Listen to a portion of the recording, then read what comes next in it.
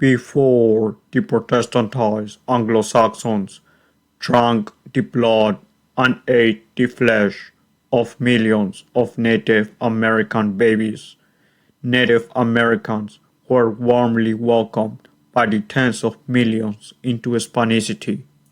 Native Americans were allowed to be endogenously represented because that was a construction from Hispanic justice on Native American sovereignty. But ever since the cowardly Bourbons took over the Hispanic Empire, certain people foisted a clan war where the Hispanic people are prohibited from even advocating for their own indigenous representation.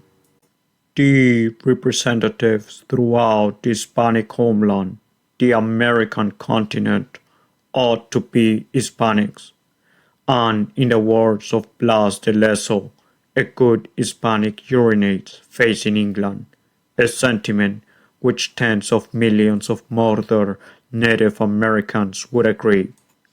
Yet, despite this logical reality, there exist many so-called representatives from Alaska to Patagonia who are hostile to Hispanicity and the Hispanic people. These ingrates have ancestors who, instead of entering the American continent with the Passe Regio, slithered to murder Native American families in the satanic rituals of Protestantism.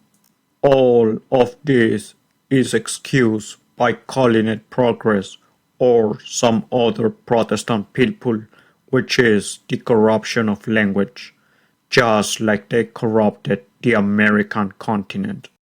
It is tragic that the Hispanic Empire, which was the most humane in human history and created all the good things of the modern world, is often lumped together with a criminal and disastrous English colonial state, which is responsible for most of the horrible things of our modern world.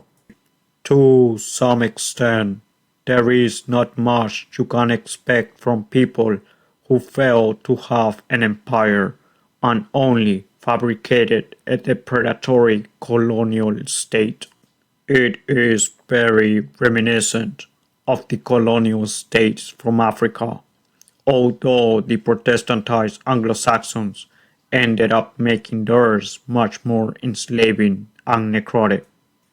It was the Hispanic people who created international human rights and wealth everywhere they went, while the Protestantized Anglo-Saxons are guilty of fabricating the Third World and its borders.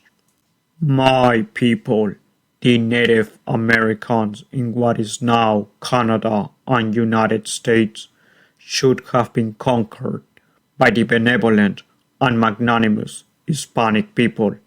Historically, no one in Europe has ever loved and sacrificed so much as Hispanics.